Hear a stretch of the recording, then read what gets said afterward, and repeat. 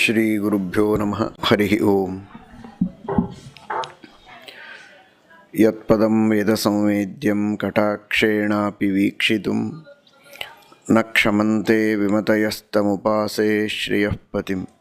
ಮಯಿ ಸ್ಥಿತೋ ಮದಂಗೇಷು ಸ್ವತಂತ್ರೋ ವ್ಯಾಪ್ತವಾನ್ ಹರಿಃ ಸ ವಿಷ್ಣುಶ್ಚಾಸ್ವತಂತ್ರಂ ಮಾಂ ಸ್ವೇಚ್ಛಯಾ ವರ್ತಯತ್ಯಜಃ.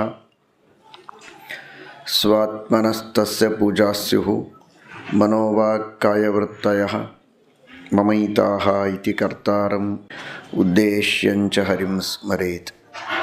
ಧರ್ಮ ವಿಜ್ಞಾನ ವೈರಾಗ್ಯ ಪರಮೈಶ್ವರ್ಯಶಾಲಿನಃ ಆನಂದತೀರ್ಥ ಭಗವತ್ಪಾದಾನ್ ವಂದೇ ನಿರಂತರಂ.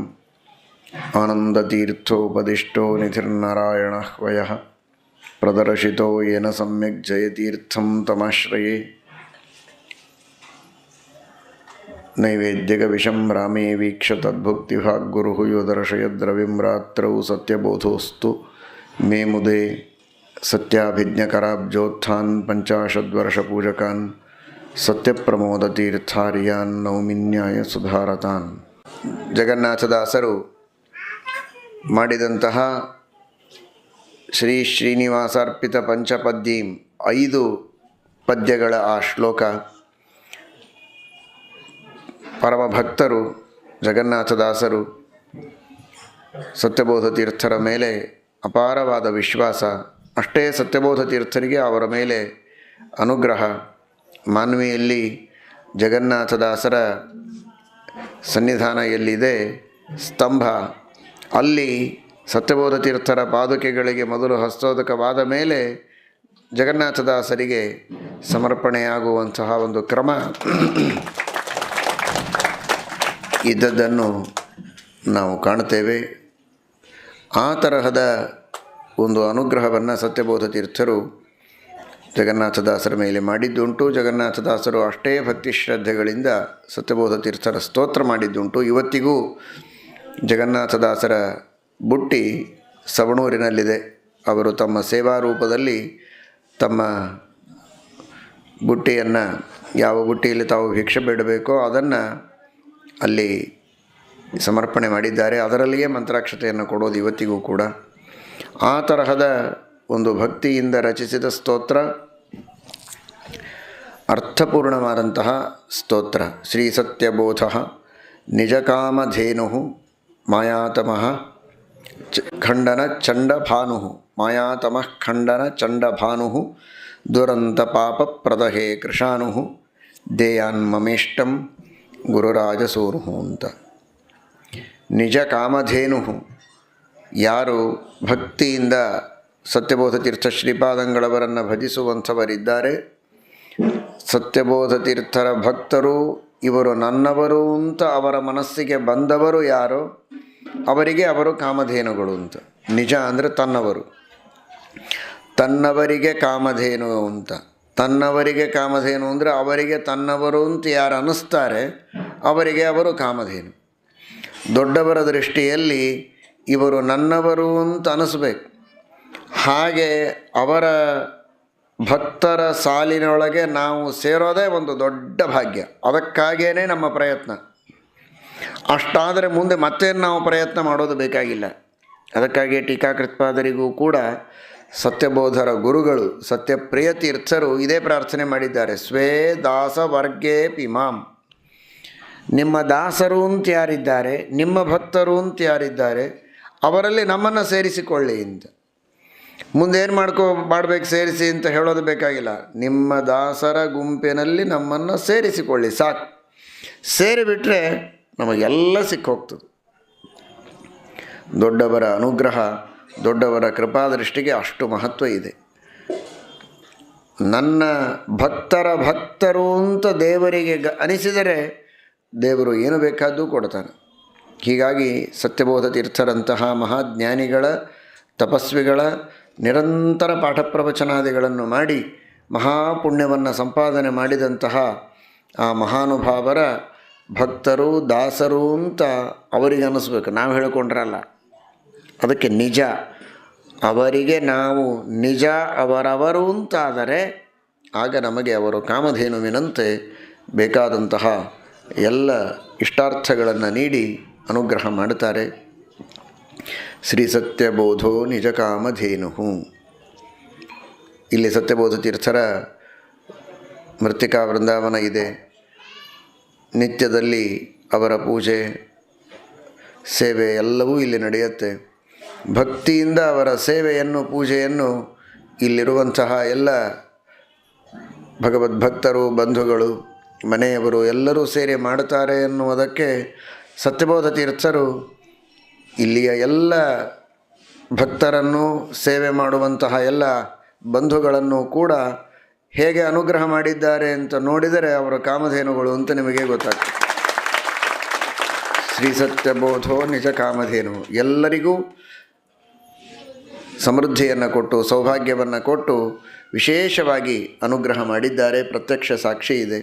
ಹೀಗೆ ಅವರ ಸೇವೆ ಮಾಡಿದ ಸಹಸ್ರ ಜನರಿಗೆ ಅನುಗ್ರಹವನ್ನು ಮಾಡುವಂತಹ ಮಹಾನುಭಾವರು. ಹೀಗಾಗಿ ನಾವು ಸತ್ಯಬೋಧರಲ್ಲಿ ಪ್ರಾರ್ಥನೆ ಮಾಡೋದು, ನೀವು ಕಾಮಧೇನುಗಳಾಗಿ ಅಂತ ಅವರಿಗೆ ನಾವು ಕೇಳಬೇಕಾಗಿಲ್ಲ, ನಮ್ಮನ್ನು ನಿಮ್ಮವರನ್ನಾಗಿ ಮಾಡಿಕೊಳ್ಳಿ ಅಂತ.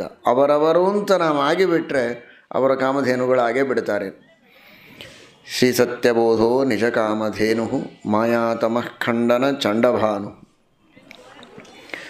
ಸಾಮಾನ್ಯವಾಗಿ ಒಂದೇ ವೃತ್ತಿಯಲ್ಲಿದ್ದವರಲ್ಲಿ ಬಾಂಧವ್ಯ ಇರುತ್ತದೆ.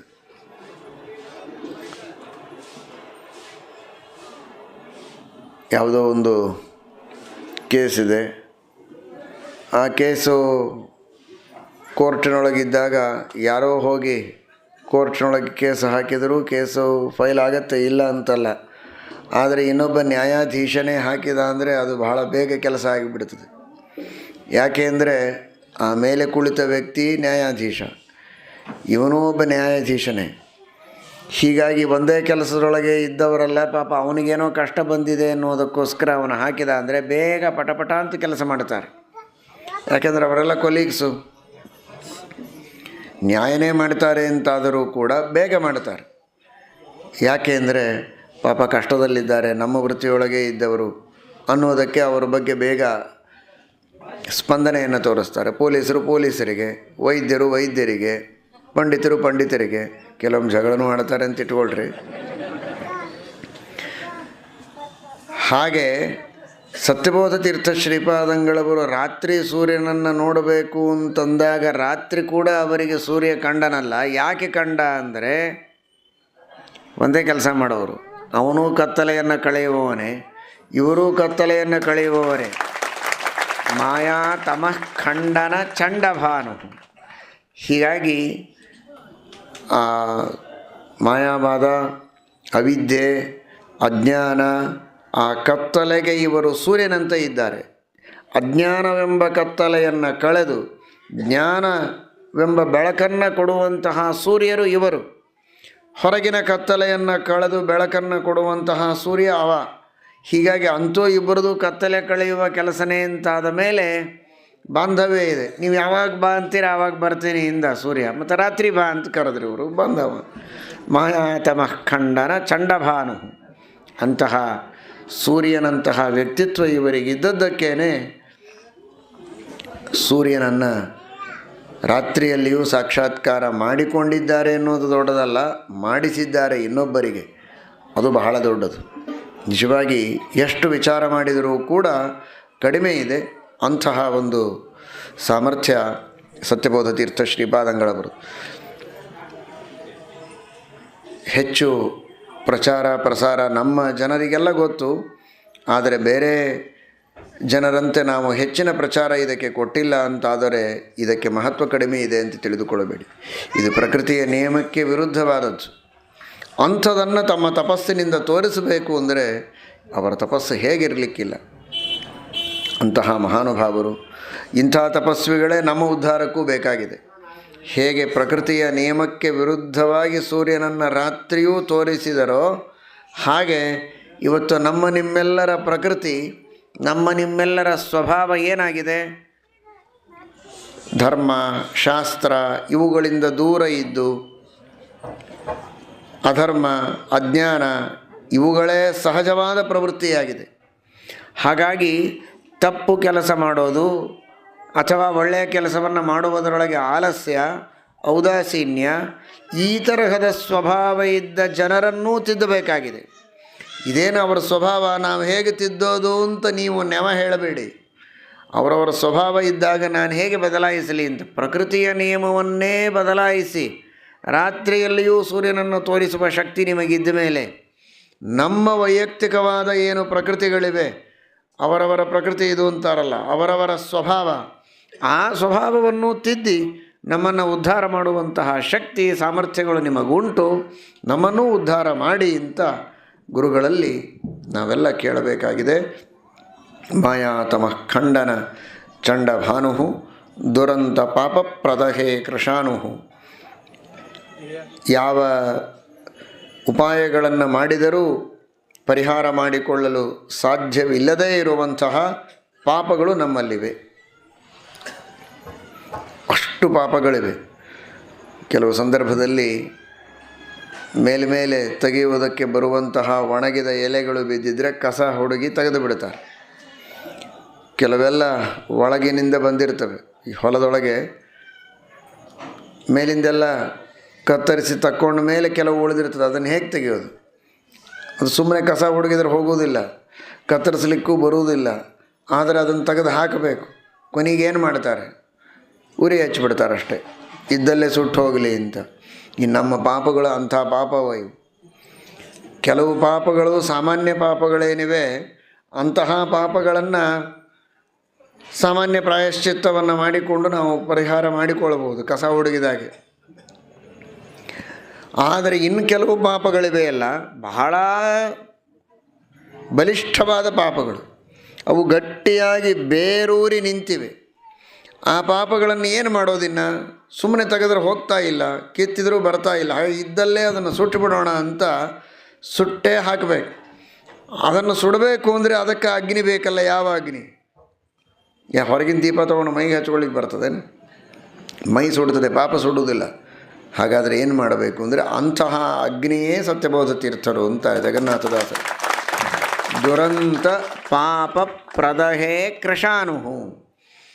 ಯಾವ ಪಾಪಗಳು ಸುಲಭವಾಗಿ ಅಂತ ಹೊಂದೋದಿಲ್ಲ ಅಂತ ಇವೆ, ಅಂತಹ ಪಾಪಗಳನ್ನು ನಾಶ ಮಾಡುವುದಕ್ಕೆ, ಸುಡುವುದಕ್ಕೆ ಬೇಕಾದ ಅಗ್ನಿ ಅಂತ ಇದ್ದವರು ಸತ್ಯಬೋಧ ತೀರ್ಥರು ಅಂತ. ಆ ರೀತಿ ಸತ್ಯಬೋಧ ತೀರ್ಥರನ್ನು ನೀವೆಲ್ಲ ಉಪಾಸನೆ ಮಾಡಿದ್ದೀರಿ. ಆ ಸ್ತೋತ್ರವನ್ನು 1,00,000 ಬಾರಿ ಪಾರಾಯಣ ಮಾಡುವ ಮೂಲಕ ಹೀಗಾಗಿ ಎಲ್ಲ ತರಹದ ಪಾಪಗಳನ್ನು ಕಳೆದು ಪಾಪಗಳಿಂದ ಆಗುವ ದುಃಖಗಳನ್ನು, ವಿಘ್ನಗಳನ್ನೆಲ್ಲ ಪರಿಹಾರ ಮಾಡಿ ನಮ್ಮ ಇಷ್ಟಗಳನ್ನು ದೇಯಾನ್ ಮಮೇಷ್ಟಂ ಗುರುರಾಜಸೂನು, ನಮ್ಮ ಎಲ್ಲ ಇಷ್ಟಾರ್ಥಗಳನ್ನು ಅವರು ಕರುಣಿಸಲಿ. ಮುಖ್ಯವಾದ ಇಷ್ಟ ಅಂದರೆ ಅದು ಭಗವಂತನ ಅನುಗ್ರಹ. ಹಾಗೆ ಉತ್ತಮಾಧಿಕಾರಿಗಳಿಗೆ ದೇವರೇ ಇಷ್ಟ. ದೇವರ ಅನುಗ್ರಹದಿಂದ ಸಿಗುವಂತಹ ಮೋಕ್ಷ, ಅಂತಹ ಮೋಕ್ಷಕ್ಕಾಗಿ ಬೇಕಾದಂತಹ ಜ್ಞಾನಭಕ್ತಿ ವೈರಾಗ್ಯಾದಿ ಸಾಧನಗಳು, ಇವುಗಳೆಲ್ಲವನ್ನು ಸತ್ಯಬೋಧ ತೀರ್ಥ ಶ್ರೀಪಾದಂಗಳವರು ನಮಗೆ ಕರುಣಿಸಿ ಅನುಗ್ರಹಿಸಲಿ ಅಂತ ಪ್ರಾರ್ಥಿಸೋಣ.